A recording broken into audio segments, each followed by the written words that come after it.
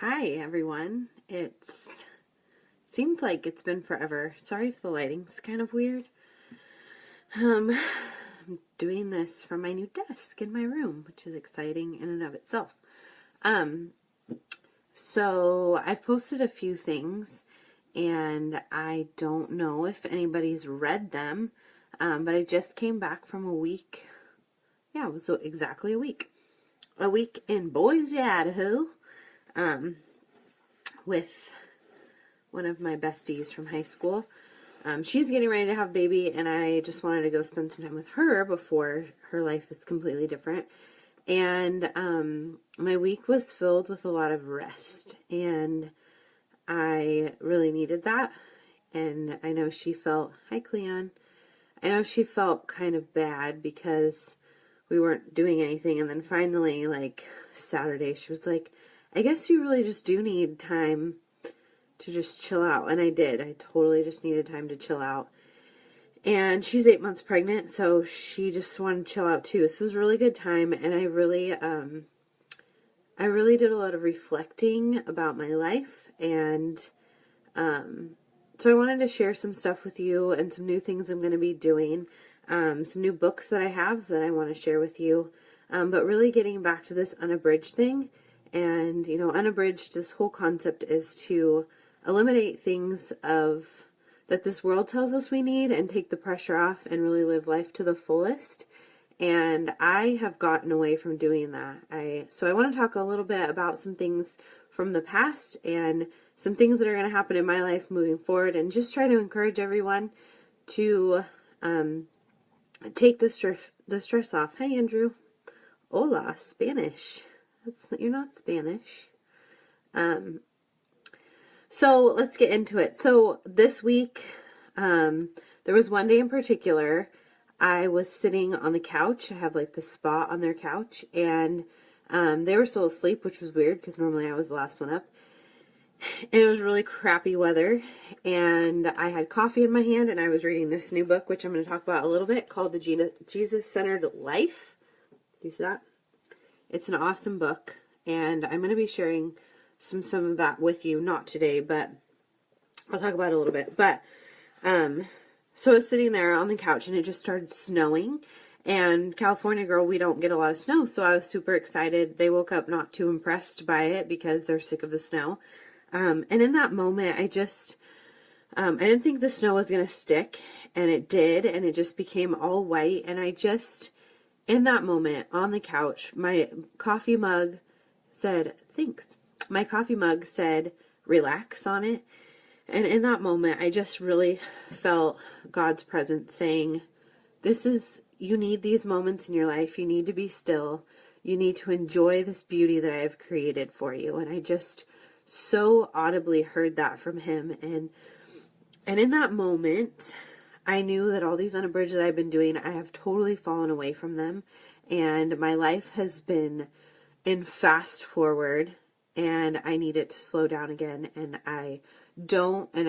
if you go back to the very first one, my whole concept is that we don't just get through our days, we don't just get through our to-do lists, we're actually living this life that God gave us, because it's just a short life, and we don't just want to exist, we want to live. And so just knowing that in all of the ministries that I do, and all of the, a full-time job as a manager, and the different roles that I serve in my ministry. You bought the book? It's so good. I'm so excited for you. Or you bought the top. What are you talking about? What did you buy? Anyway, I'm getting sidetracked. All the busy things that we are doing, I'm not doing things well because I'm literally just getting to the next one. I'm not prepping for things in advance. And it was just so clear to me. It was so clear to me that I need to change a lot of things in my life. And so going back to like the beginning of the Unabridged, we talked about things like busy is not better, how to say no. Do you guys remember some? I know there's not very many people watching, but what are other topics that I have? I wrote some down. The busy is not better one is a big one. Andrew, I thought you bought the book. I was excited that you bought the book. You didn't buy the book. attitude of gratitude, I've stopped doing that before I go to bed. Is anybody still doing the attitude of gratitude challenge? Because we should be doing it all the time. That was the whole point, right? So all of these things that I'm talking about, we're supposed to be living them, and I am not. I'm not living very many of them. Things have changed in my life, but not enough. So one of the major things that I'm changing is getting back to this unabridged lifestyle and really slowing things down and living each moment to the fullest and taking time to stare out the window. Like literally, I just stared at the window. It's so awesome. So, enjoying the moments that we have. And it's not funny, but God was totally just trying to wake me up, because for my first birthday gift was this awesome, I thought I had its name. It's awesome clutch with pineapples, because I love pineapples. But it's the brand Pura Vida. Have you heard of it?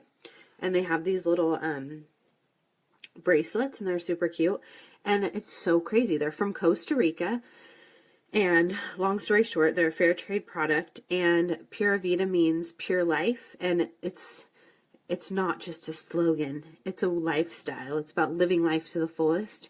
And so this was my first birthday gift, and I was like, okay, I need to get back to my unabridged life, because that's what it's all about, pure living. And then I got this awesome book from my friend Courtney, called Grace, Not Perfection. Can you see that? And see what's on there? Pineapple. And it's all about a woman who slows down her life and gives herself grace in situations and gets organized. Hi, Cheryl. And gets organized, and it was just like another sign from God telling me to get back to this full lifestyle that I've left behind. I'm back to my just getting up, getting through, going to bed, getting up, getting through, whirlwind of a life. That is not living, let me tell you. So today is just kind of recapping where we've gone in Unabridged and where I'm hoping to go with it. And so the first thing is just getting back to slowing life down. Busy is not better. And hi, Brian. And I need to do that too. And so I was trying to think of things that I could eliminate in my life, and I really can't. And it's really just a mindset change that I have to do to get out of that mess of a whirlwind that I live sometimes. And one of the things that I really liked, and I want to challenge you to do in this book, she just said, how are you feeling? Write down how you're feeling and be honest. I think that, one of my biggest things as ministry is that I'm honest and transparent. Is the character's name in the book named Grace? Because that could be cool. No, sorry, Grace. It's about giving yourself grace, not actually Grace. Her name is Emily. And it's like a self-help book. It's not, like a narrative, I guess. Anyway, sidetrack my brain. Where was I? Oh yeah, write down how you're feeling. Like, how do you feel? And you can do that during the day. Like, okay, how do I feel? Do you feel tired? Do you feel overwhelmed? Are you super happy? Are you content? Do you feel joy? Just be honest with yourself how you're feeling. And if it's not joy or happiness or contentment, what do you need to change? And then if you're feeling like your life is just going crazy and you're not finding joy in the moments, you feel great. That's good. If you're not feeling joy in those moments, what makes you happy? Make a list of the things that you find that gives you joy. And then, guys, here's a secret of life. Do more of those things that bring you joy, right? Yeah, great idea. I know. So my whole topic of Let's Get Real tonight is like, let's get real about our lives. What are we doing that we can eliminate that's not bringing us joy? And what are we doing that is bringing us joy that we need to be doing more of? So that's my challenge for today. And I need to go watch my videos because I've gotten away from the things that I've been trying to do. So a couple things that I've decided to do. Being with my friend Courtney this week, I've really admired that on Sunday night, because my flight got canceled. So I was back at their house Sunday night, and they were like vacuuming and cleaning and getting ready for the week. And I don't really do that. I'm so dead come Sunday that I like don't want to move. And I have a Sunday night thing, so after the Sunday night thing, I'm surely not going to be vacuuming. But just kind of taking that 5 or 10 minutes, doing laundry and like putting it away. I know that sounds so silly, but my clean laundry lives in my chair on my floor. That's where it lives. It doesn't need to be because I don't wear very much of it. That's the funny part. I wear like 3 things all week. I wash it. Just for being honest. So that's that. I don't know where I'm going. Oh, okay. So Sunday night just kind of, and I know people are like, duh, like people do that. I get it. I don't. And it was nice because I came home, my roommate cleaned the stove. That was one thing. I was like, I need to clean the stove and I need to keep the kitchen clean. I hate cleaning the kitchen, but he did it. Isn't that nice? So we like cleaned it once for the year. It should be enough. My mind went blank. Oh, so taking that time for yourself to just kind of get ready for the week, I think is important. I also bought a desk. Well, I got it for my birthday. And I have this place now where I can work and just give myself devoted time. And I'm literally going to like time it. Like, okay, you have half an hour to work, just do it. And then whatever you did, that was enough. I know that sounds crazy because people are like, no, I need to finish my work. But I'm just going to give myself half an hour to prep. And then I'm going to be prepped. And I think I work more productively like that, but I'll let you know how that goes. So now I have a dedicated workspace, which we don't have a lot of extra space for another desk, but I fit it in. The other thing that I'm changing about my life is to write down the things that make me happy and do more of it. But I think most importantly, I drew a blank again. In my mind. I'm still traveling. I'm still on vacation. I'm not ready to get back to the real world. Oh, the word is sitting in front of me. Give yourself grace. I was talking to a friend today just about life, and I think the world, and this is why I started the Unabridged, the world puts a lot of expectations on us, and when we don't match up to that, or the expectation the world gives us, whether it's our schedule or how much we should be doing or how many activities our kids should be enrolled in, all that stuff, when we do all that and it drives us crazy and we get burnt out and it's not good, we need to give ourselves grace. We need to know that it's okay not to do 9 million things. It's okay to just sit on the phone. The other thing that is a big one. I had committed to not being on my cell phone at work and not being on my cell phone when I was around people, and I failed, epically failed at the cell phone thing.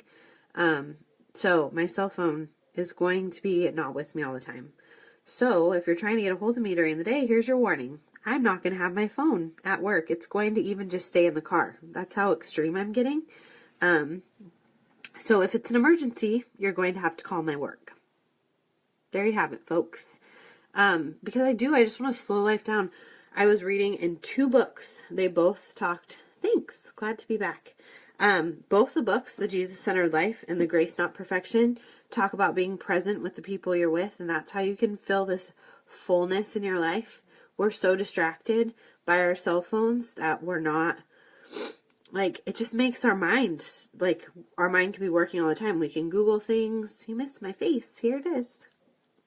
You can Google things, you can talk to 5 other people while you're sitting in the room with another one, or we can just be everywhere at once, and that makes our life so much more crazy. So my cell phone is not going to be with me at all times. Sorry about it. If you want to reach me, you'll get reached eventually. And I'm really trying, like, I deleted my Facebook app on my phone over my vacation. And I just don't want to be on it scrolling mindlessly. And so that's another thing. I'm trying to unplug from social media more. And those are just a couple things. So my biggest changes is just writing down the things that bring me joy and doing more of it. Doing a little Sunday pickup and vacuuming and ready for the week and putting my laundry away. So those are, and not having my cell phone. Those are the biggest things that I'm going to change this week. And I'm excited to be back. I think everyone needs to take vacations. I have not probably in like 5 years taken a vacation. Whenever I travel, I'm on mission trips, or it's like a weekend trip, and that is not vacation. You know, you're driving somewhere, see a friend, and drive back. It's not relaxing.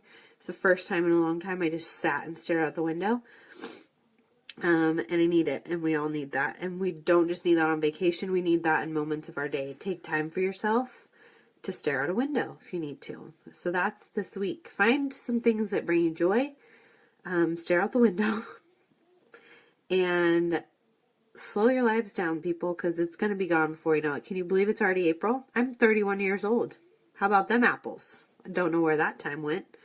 And I don't want another 31 years to go by in a whirlwind. I want to have lasting memories. I want to have endless amounts of laughter with people I love.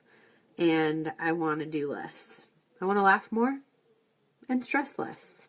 That's my goal. That's all I want. And I'm going to do it. It's going to be a good time.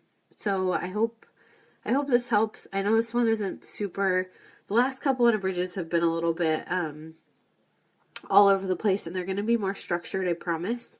I'm excited to use this platform again better with you guys and get back to why I'm doing it. So thanks for stopping by. If you'd stop by today, if you're still with me, I appreciate it. And let's live that unabridged life. Pura Vida. And this company is really cool. These are $5, and they're from Costa Rica. Heather gave it to me. She's on here right now. And the cool thing about Costa Rica is that where I'm going next year for our mission trip. So these are fun. Fair trade means the money goes to the people that made them. You can get them online. They're super cute, and they have all different kinds. That's my pitch for that tonight. And I'll show you the books again if you're interested or you want to talk to me more about it. And another thing, like, I was talking to somebody today, and she's kind of going through a hard time, and she texted me, and I didn't have all the right things to say in that moment. But one of the things is we're meant to live life together. And if you're feeling a certain way, you need to tell somebody, because life is better together, and we're here for each other, and I'm here for anyone that needs it. I know one of the best things this week, and it was super sad, and was one of my youth group boys who I don't talk to like that, you know. He texted me and said, I think you're someone I can talk to about this. I need prayer. And that's all he said, and he hasn't written me back since, but we need each other, so let's be there for each other, and I'm always here for you. So that's my little plug. This book, especially for women, she has kids, and she has a company of simplistic planners, and it has pineapples on it. So this one is backwards, I know. Grace, Not Perfection by Emily Lay. It's really good. I'm about a quarter of a way through it. It's all about slowing your life down and some tips and tricks she has as a mother of 3. So I recommend this one. And then my really favorite one, which I'm going to talk about this probably next week, and I'm going to share some with the college group tonight. This book has been life-changing, and my one word, have you guys picked one words? How are you doing with that? I know now I'm just mumbling. But my one word this year is Jesus, so I've really been focusing on who Jesus is, and who I am in Jesus, and it's been really life-changing and challenging. And this book called Jesus-Centered Life is so good. I recommend it, but I'm going to be talking about it, and super pumped about this one, Jesus-Centered Life. It's only like $11 on Amazon if you're interested. I think it has some really cool and raw things about Jesus and living your life orbiting him. So that's where I'm going this year. You should show those in a mirror. Oh, how do I do that? That was a great idea. I don't know how to do that, Cheryl. Oh, like, hold it up in a mirror. I don't have a mirror in here. Next time, I'll figure that out. Simple things in life. This is why we need each other in life. For people to tell me to hold the book up in a mirror. That's genius. Oh, I know what I could do, too.